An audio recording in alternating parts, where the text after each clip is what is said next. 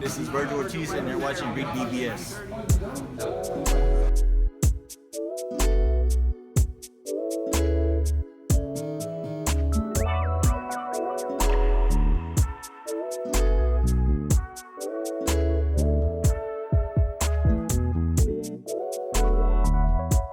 REED-BBS. BBS. So let's get into it, man. Errol Spence versus Bud Crawford 2. Or Bud Crawford versus Errol Spence 2. However you wish to word it. They're still finalizing the weight, the contractual terms, and whatnot. The split, of course. We don't know if Bud really meant 147 or if he was floating the idea of that out there to get more money, to get a bigger split. And I get it. The days of B-side Bud, them days is over. Bud ain't subscribing to that shit any fucking more. First fight, of course, looked like Bud, like in football, you know how coaches, they script X amount of their first plays. Fight looked like Bud had the script to Errol Spence pretty early in the damn fight. You know, I'm not telling you anything you don't know. But to those of you who are saying, oh, I've seen enough, I'm not interested in a rematch, it's a waste of time. What could Spence do differently? There's nothing to see here, folks. For those of you, I'm daring you, I'm straight up daring you not to watch the rematch. I'm daring you not to watch it. For Errol Spence, of course, pride is the main reason, but then paper. And like I always say, when pride and paper are perfectly aligned, thus the rematch.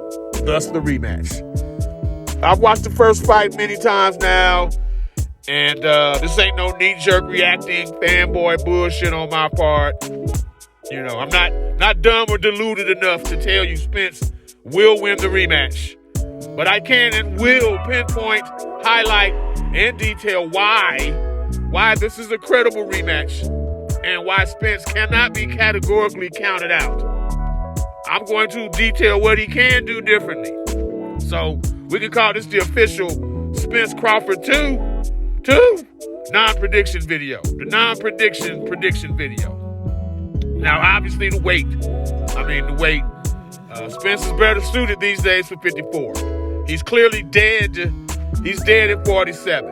So I'm really hoping this rematch is not agreed upon at 47, because at that point, it's a moot point, in my opinion. It has to be at 54 for any of this to even be the slightest bit plausible.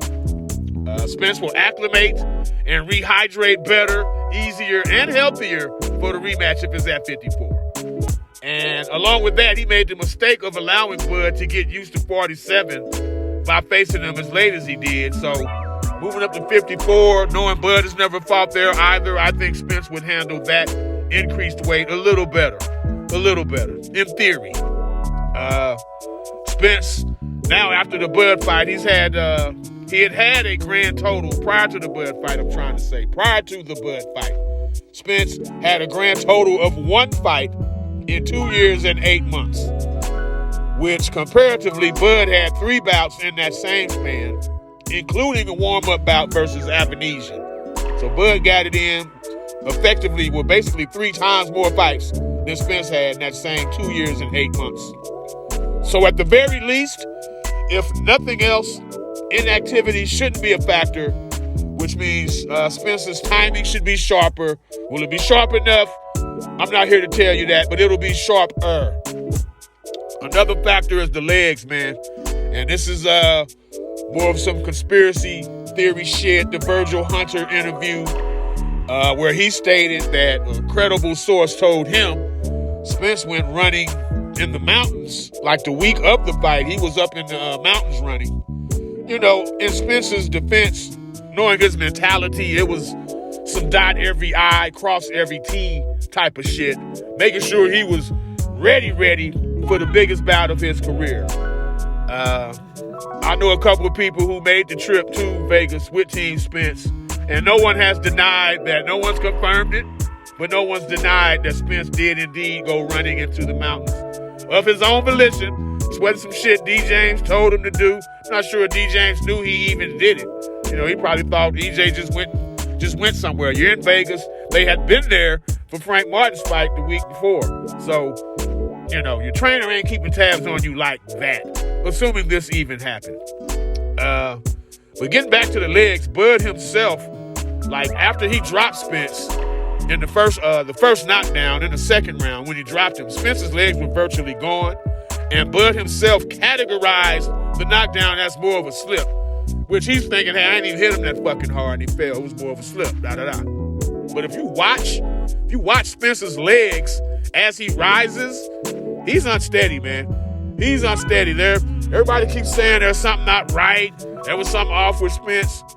Well, what we do know is after the very first knockdown, his legs were unsteady, and he never quite regained them the remainder of the fight. Now, this could also explain why Spence was such an immobile and stationary target. It could explain why Spence didn't step around as his trainer repeatedly instructed him to do. Could or it couldn't. I'm giving you reasons why. I'm giving you plausibility. I ain't telling you this is fact, but I ain't saying it's fiction either. Motherfucker. Another factor, and this is what I hang my hat on. The bout was actually competitive until the third or fourth round. This was not one-way traffic from jump, like many of y'all are saying in hindsight, Monday morning quarterback-ass motherfuckers. This was a competitive fight until the middle of the third or the fourth round. On most cards, Spence won the first round. To me, Spence was winning the second round up until the point he got dropped. Now, that obviously made it 10-8. No argument there. But Spence was winning that round until he got dropped, in my opinion. And Spence started the third round very strongly. Unfortunately, Bud really started to assert his dominance in the second half of the third round, and then by the fourth round, it was indeed one-way traffic. I ain't trying to candy coat it or minimize it. It was what it was. But Spence did have positive moments in pockets. There were some times where he swung on Bud. He hit him in the neck one time whereas that he turned that left hand over, connected on the chin. Who knows? He missed the target a time or two, just barely. You know what I'm saying? Another factor, Derrick James' adjustments. Look no further than Charlo versus Tony Harrison 2 or Charlo versus Brian Castano 2. Derrick James fighters are better in rematches. This we know. So there's all of that. There's other factors feigning to minimize the speed disadvantage. Bud is the more athletic fighter. We know this. I knew this because Sean Porter was more athletic than Spence, and Bud was more athletic than Sean Porter. So I was not surprised Bud was the more athletic fighter. I was shocked that Spence was unable to deal with it. But with that, it's imperative that Spence attacks from different angles. You can't walk straight at Bud, straight through the front door defiantly like you just gonna bogart him. Nah, you gotta pick and choose in this rematch, man. And on some desperation, last-ditch effort shit, hey, try fucking switching to orthodox. Fuck it. Assuming the worst comes to worst and nothing else has worked, try southpaw. So there you go. That's my story. I'm sticking to it. Final answer. Spence-Crawford 2, Crawford-Spence 2, non-prediction. Why you should watch this pay-per-view excuse video. It is what it is. REED-BBS. BBS. Blackbird Sugar, Bachelor's in Boxing Studies. Television, Fred Sanford of the Fistic Arts. When all is said and done, there's nothing left to say or do.